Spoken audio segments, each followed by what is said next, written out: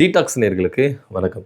திமுக கூட்டணி இன்னைக்கு சுக்குநூறா உடைஞ்சிருக்கு. இவங்கெல்லாம் திமுக கூட்டணி வெளியே போக மாட்டாங்க, ஸ்டாலினுக்கு ரொம்ப அரணா இருப்பாங்க அப்படின்னு யாரெல்லாம் நம்பி தன்னுடைய பக்கத்தில் தளபதிகளாக உட்கார வச்சாரோ இன்னைக்கு அவங்க தான் பெரிய துரோகத்தை செஞ்சு திமுக கூட்டணி வெளியேறி இருக்கிறாங்க அப்படின்றது ரியல் உண்மையாக இருக்குது.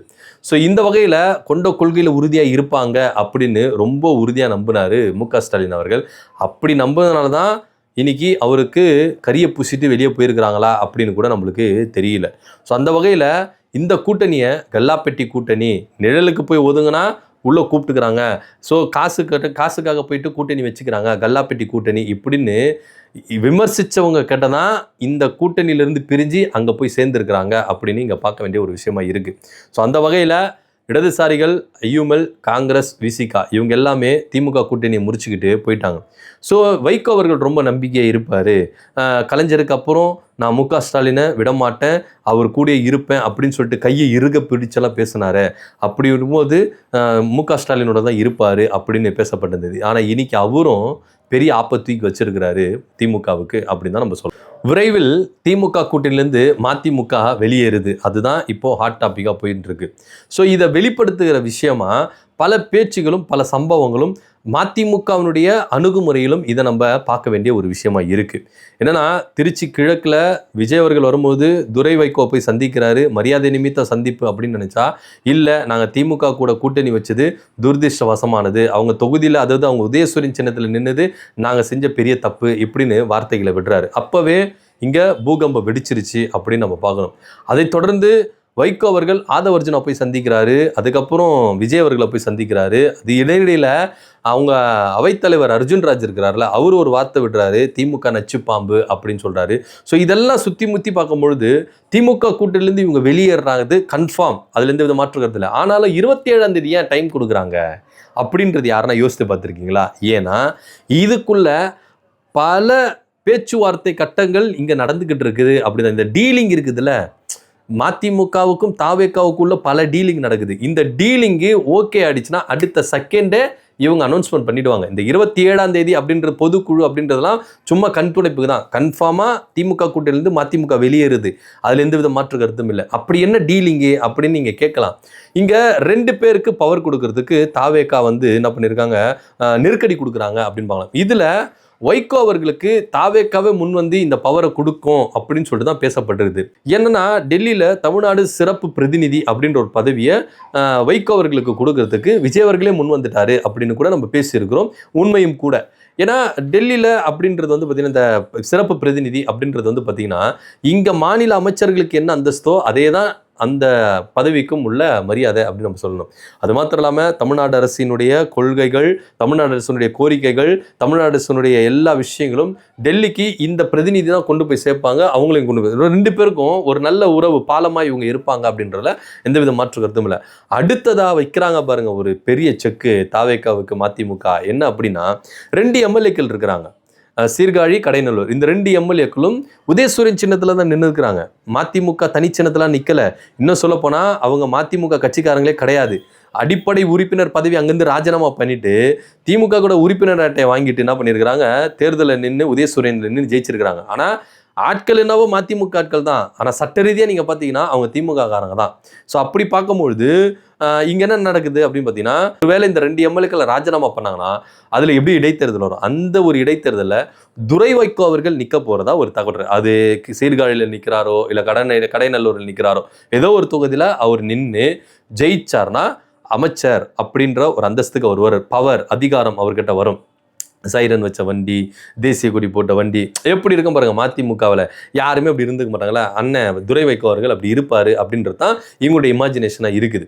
ஸோ நான் இடைத்தேர்தலில் நின்று நான் ஜெயிச்சு எம்எல்ஏ ஆயிடுவேன், மினிஸ்டர் ஆயிடுவேன். அப்போது நீங்கள் திருச்சி கிழக்கில் எம்பியாக இருக்கிறீங்களே, அது என்ன பண்ண போகிறீங்க அப்படின்னா, அதை நான் ராஜினாமா பண்ணிடுவேன். ஆனால் அதுலேயும் ஒரு ட்விஸ்ட்டு என்னன்னா, அது மதிமுகவுக்கு தரணும். மதிமுக ஆட்களை ஒருத்தர் அங்கே நிற்க வச்சு என்ன பண்ணுவோம், எம்பி ஆக்கி நாங்கள் நாடாளுமன்றத்துக்கு அனுப்புவோம். நான் இங்கே ஸ்டேட் அரசியல் பார்த்துப்பேன், அவங்க சென்ட்ரல் அரசியலை பார்த்துப்பாங்க. இப்படின்னு பக்காவாக ஸ்கெட்சு போடுறாங்க மதிமுக. ஸோ இதுக்கு எல்லாத்துக்குமே தாவேக்கா இணங்கி வருமா அப்படின்னா வரும், வேற வழி கிடையாது. ஏன்னா இவங்களுக்கு தான் உள்ள வரணுமாச்சே. எப்படி வந்தா எனக்கு என்ன? இப்போ திருமாவளவன் அவர்கள் கூட கூட்டணிக்குள்ள வரணும், வரமாட்டேன்னு சொல்லியிருந்தார். அதுக்கப்புறம் அமைச்சர் பதவி கொடுக்குறேன் வாங்கனே அப்படின்னு அவங்க சைட்ல இருந்து ஒரு குரல் எழுந்தது. நம்ம என்னைக்குன்னு ஆட்சி அதிகாரத்தில் உட்கார போறோம், இது சான்ஸ், நல்ல சான்ஸ், உள்ள போயிருவோம் அப்படின்னு சொல்லிட்டு அவர் நிர்பந்திச்சதுனால தான். ஆனா அவரை கேட்டீங்கன்னா, திருமாவளவனை கேட்டீங்கன்னா, தனிப்பட்ட விதத்துல அமைச்சரவையில உள்ள போறது எனக்கு சுத்தமா பிடிக்கல. ஆனா நிர்வாகிகள் நிர்பந்திச்சதுனால நான் இதுக்கு ஒத்துக்கிட்டேன் அப்படின்னு தான் அவர் பதிவும் பண்ணியிருக்கிறார். ஸோ அதுல எந்த வித மாற்று கருத்தும் இல்லை. ஸோ இப்போ சான்ஸ் ஒன்று கிடைக்கும் பொழுது இதை விட்டுடுவாங்களா மதிமுக? ஏன்னா அதிகாரத்தில் இருக்காங்க, அமைச்சர் 5 வருஷம் நீங்கள் அமைச்சராக இருக்கலாம்ல. அப்படி இருக்கும்போது துரை வைகோ அவர்கள் இங்கே அமைச்சராகிறதுக்கு அதிகப்படியாக வாய்ப்புகள் இருக்குது. இடைத்தேர்தல் அப்படின்ற பட்சத்தில் ராஜினாமா பண்ணிட்டு இடைத்தேர்தல் வருது. இப்போ ஏற்கனவே 6 தொகுதிக்கு இடைத்தேர்தல் அனௌன்ஸ்மெண்ட் பண்ணியாச்சு. இப்போ இவங்க 2 பேரும் இங்கே ராஜினாமா பண்ணுறாங்க அப்படின்ற பட்சத்தில் 8 தொகுதியாக மாறும். ஸோ நீங்கள் அப்படி இப்படின்னு சுற்றி பார்த்தா கூட 10 தொகுதிகளுக்கு மேலே இடைத்தேர்தல் நடக்கிறதுக்கு வாய்ப்புகள் இருக்குது அப்படின்னு தான் இங்கே பேசிக்கிறாங்க. ஸோ இதன் அடிப்படையில் இப்போது துரை வைகோ அவர்கள் அமைச்சராக போகிறார் அப்படின்றது தான் ஹாட் டாப்பிக்கு. எம்பி பதவி, அதாவது இப்போ நீங்கள் மயிலம் தொகுதியில் நீங்கள் CV சண்முகம் அவர்கள் என்ன பண்ணார், ஜெயிச்சார். MP பதவியை ராஜினாமா பண்ணிட்டு வந்தார், ராஜ்யசபா MP ராஜினாமா பண்ணிட்டு வந்தார். ஸோ அது போல் துரை வைகோ அவர்கள் இடைத்தேர்தலில் நிற்கிறாரு. நின்று ஜெயிச்சார்னா அவர் அமைச்சர், தோத்தாருனா MP அப்படியே கண்டினியூ பண்ணுவார். இந்த ஒரு ஸ்டாட்டிக்கில் தான் அவர் என்ன பண்ணுறாரு, ஒரு காய்களை நகர்த்திட்டு வர்றாரு. ஸோ இந்த மாதிரி ஒரு டீலிங் தான் தாவேக்காக்குள்ள பேசிக்கிட்டு இருக்காங்க. என்ன அப்படின்னா, நான் இடைத்தேர்தலில் நிற்கிறேன், நின்று ஜெயிச்சு அமைச்சராகிறேன், அது மாத்திரம் இல்லாமல் இந்த திருச்சி MP பதவியை ராஜினாமா பண்ணிட்டேன்னா அந்த இடைத்தேர்தல் வந்தால் மதிமுக காரங்க தான் அங்கே இடைத்தேர்தலில் நிற்கணும் அப்படின்ற ஒரு உத்தரவாதத்தை கொடுங்க அப்படின்னு பல விஷயங்கள் இருக்குது. அதாவது அப்பா வந்து டெல்லியில் சிறப்பு பிரதிநிதி, பையன் அமைச்சர். ஸோ எப்படி இருக்கு பாருங்க, பயங்கரமாக பிளான் போட்டுட்டு இருக்காங்களா மதிமுக. சான்ஸ் கிடைக்குது, விட்டுற மாட்டாங்க. இது திமுகவில் இவங்களுக்கு கிடைச்சதா? கிடைக்கவே இல்லை. இதனுடைய விளிம்பின் காரணமாக தான் இந்த எல்லாத்தையும் விஷமங்களை கக்குற விதமாக தான் இவங்களுடைய பேச்சுகளும் நடவடிக்கைகளும் இருக்குது. ஸோ திமுக காரங்க என்ன சொல்கிறாங்க அப்படின்னா, இல்லப்பா எல்லாமே முடிவாயிருச்சே, ஏன் போயிட வேண்டியதுனா, எதுக்கு 27ஆம் தேதி வரைக்கும்னா 27ஆம் தேதிக்குள்ளே இந்த பேச்சுவார்த்தைகள் எல்லாமே முடிவாகணும். முடிவாயிருச்சுன்னா அடுத்த செகண்டே இவங்க என்ன பண்ணுவாங்க, 27ஆம் தேதி பொதுக்குழுவத்தை கூட்டி நாங்கள் திமுக கூட்டிலிருந்து அதிரடியாக விலகுறோம், இந்த 2 MLAக்கள் ராஜினாமா பண்ணுறாங்க அப்படின்னு சொல்லிட்டாங்க. இப்போ இவங்களுக்கு ஒரு சட்ட சிக்கல் இருக்குது. என்ன அப்படின்னா, இதனிடையில் கொறடா உத்தரவு ஒன்று ஏதாவது ஒரு விஷயத்தை போட்டுடுறாங்க. ஏன்னா சட்டமன்றத்துக்குள்ள அந்த 2 MLAக்கள் உதயசூரியன் சின்ன, அது திமுக MLAக்கள் தான். சட்டமன்றத்தில் கொறடா போடுற ஒரு உத்தரவை மீறினாங்கன்னா அவங்க மேலே தகுதி நீக்க நடவடிக்கை கொண்டு வரும். தகுதி நீக்கம் கொண்டு வந்துட்டாங்கன்னா அவங்க 2 பேரால் எலெக்ஷனில் நிற்க முடியாது அப்படின்னு பல சட்ட சிக்கல்லாம் இருக்குதுங்க. அதெல்லாம் தூக்கி போட்டுருவாங்க, சாப்பிட்ருவாங்கன்னு வச்சுக்கலாம். அதெல்லாம் ஒரு புறம் விட்டோம். ஆனால் இப்போதைக்கு மதிமுக அதிரடியாக கூட்டணி, திமுக கூட்டணியிலிருந்து விலகுது, தாவேக்கா கூட கூட்டணி வைக்கிறாங்க. இந்த வெளியிலேருந்து ஆதரவு விசிகா மாதிரி இடதுசாரிகள் மாதிரிலாம் வெளியிலேருந்து ஆதரவாக கிடையாது, டைரெக்டாக கூட்டணிக்குள்ளேயே போயிடுறாங்க. தாவேக்கா கூட கூட்டணியில் யார் இருக்கா, தாவேக்கா காங்கிரஸ் இருக்குல்ல, அடுத்தபடியாக மதிமுக போய் சேருது. ஏன்னா வெளியிலேருந்து ஆதரவு கொடுத்து நான் உங்களுக்கு இவ்வளோ ஒரு நெருக்கடி கொடுக்குறது அதெல்லாம் எங்களுக்கு வேணாம், நாங்கள் டைரெக்டாக உள்ளே வந்துடுறோம், எங்களுக்கு இந்த மாதிரி பதவி கொடுங்க. டெல்லி சிறப்பு பிரதிநிதியாக வைகோவுக்கும் எனக்கு அமைச்சர் பதவி, அவ்வளோதான், நான் அமைச்சராக இருந்துப்பேன். அதே போல் திருச்சி நாடாளுமன்ற தொகுதி இடைத்தேர்தல் வந்தால் அங்கே மதிமுக, அவ்வளோதான், மற்றபடி வேறு எதுவுமே பேசக்கூடாது அப்படின்ற ஒரு பெரிய டீலிங் ஒன்று நடந்துருக்கு. இது தாவேக்கா கிட்டத்தட்ட ஒத்துக்கிட்டாங்க அப்படின்னு தான். ஏன்னா தாவேக்காவுக்கு கூட்டணியை கட்டமைச்சு வலுவாக நம்ம 5 வருஷத்துக்கு ஸ்ட்ராங்காக நம்ம என்ன பண்ணணும், ஸ்டெடியாக நின்றுடணும். ஸோ எந்த விதத்துலையும் எந்த வித காம்ப்ரமைஸுக்கும் நம்ம இடம் கொடுக்காம இருக்க முடியாது. ஸோ அதனால எல்லாரையும் கூட்டணிக்குள்ளே வச்சுக்கலாம். ஸோ நம்ம எல்லாமே என்ன பண்ணலாம், 5 வருஷத்தை கண்டினியூ பண்ணிடலாம், இடையில வேண்டாம் அப்படின்ற ஒரு ரேஞ்சுக்கு தான் தாவேக்கா இருக்குது. ஸோ அதனால அவங்க எந்த எக்ஸ்ட்ரீம் லெவலுக்கு இறங்கி வந்தாலும் எக்ஸ்ட்ரீம் லெவலுக்கு இறங்கி வராங்க.